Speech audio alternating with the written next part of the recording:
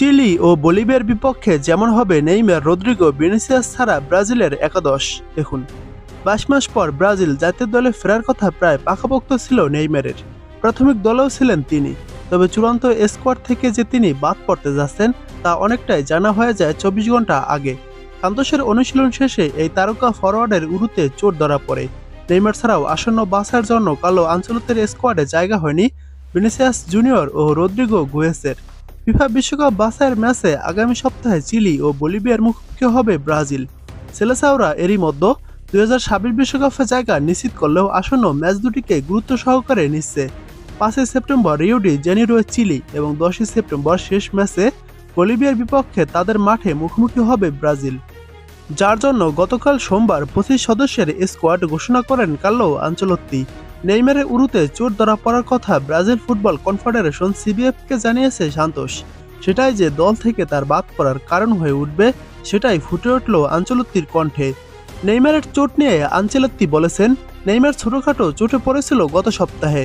বাছাই পর্বে আমরা শেষ দুটি ম্যাচ খেলব এবং এই ম্যাচগুলো ভীষণ প্রতিদ্বন্দ্বিতামূলক হবে, তাই আমাদের সেরা অবস্থায় থাকা খেলোয়াড়দের প্রয়োজন যারা সর্বোচ্চ পর্যায়ে পারফর্ম করতে পারবে। বাছাই পর্বে ধাপটা আমরা ভালোভাবে শেষ করতে চাই। একই সঙ্গে নেইমারকে পরীক্ষা নিরীক্ষার প্রয়োজন নেই বলেও মনে করেন ব্রাজিলের এই ইতালিয়ান কোচ। নেইমারকে নতুন করে মূল্যায়নের প্রয়োজন নেই। আমরা সবাই জানি সে কি এবং সে কি করতে পারে। আমরা তাকে যেভাবে জাতীয় দলকে সাহায্য করতে দেখে এসেছি, সেজন্য তাকে সেরা অবস্থায় পেতে হবে।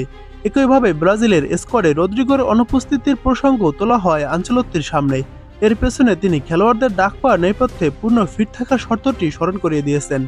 আনচেলত্তি বলেন, তাদের নেইমার, রদ্রিগোর সঙ্গে আমার কোনো কথা হয়নি। তারা জাতীয় দলের ধারণা ও লক্ষ্য সম্পর্কে ভালোভাবেই জানে। অবশ্যই তাদের ম্যাচ খেলার মধ্যেও থাকতে হবে এবং শারীরিকভাবেও হতে হবে সম্পূর্ণ ফিট। দলে জায়গা পেতে প্রধান এবং সবচেয়ে গুরুত্বপূর্ণ শর্ত শতভাগ ফিট থাকা। তা না থাকলে আমি অন্য কাউকেই ডাকবো। এসব ব্যাখ্যার জন্য তাদের সঙ্গে কথা বলার প্রয়োজন নেই। তারা চাইলে আমাকে কল দিতে পারবে। রদ্রিগোর কাছে আমার নম্বর আছে, নেইমারের কাছে আছে কিনা জানি না, তবে তার ক্ষেত্রেও একই কথা। এর আগে ফিফার সর্বশেষ উইন্ডোতে দুটি বাছাইয়ের ম্যাচের জন্য প্রথমবার ব্রাজিলের স্কোয়াড ঘোষণা করেন আনচেলত্তি। তার দ্বিতীয় ডাকে বাদ পড়েছে আগের দলে থাকা 9 জন। যা নিয়ে সাবেক এই রিয়াল মাদ্রিদ কোচ বলেন, ইকুয়েডর প্যারাগুয়ের ম্যাচের জন্য ঘোষিত দলের 9 জন নেই। Carlos Augusto, Beraldo, Leo Ortiz, Danilo, Andreas Pereira, Gerson, Antony ও ভিনিসিয়াস জুনিয়র। তার নতুনদের সম্পর্কে আমরা জানতে চাই। ব্যক্তিগতভাবে আমি তাদের সবাইকে চিনি না, কৌশলগতভাবে জানলেও তাদের খেলা সম্পর্কে আমার ধারণা কম। জাতীয় দলকে সাহায্য করতে পারবে এমন প্রত্যেককে আমি জানতে চাই। গতবার দলে থাকা সবাইকে ধন্যবাদ। এসব কথা বলেছেন কার্লো আনচেলত্তি।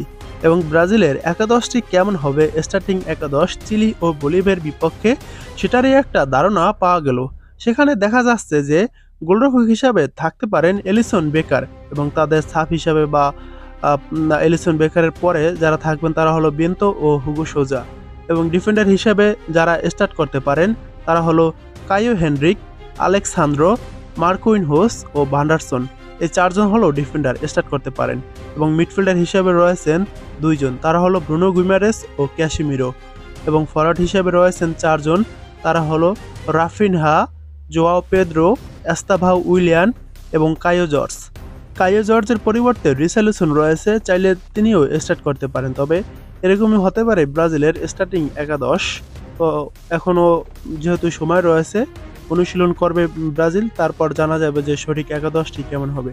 তবে আমি আপাতত একটি ধারণা দিয়ে দিলাম যে এমনটাও হতে পারে।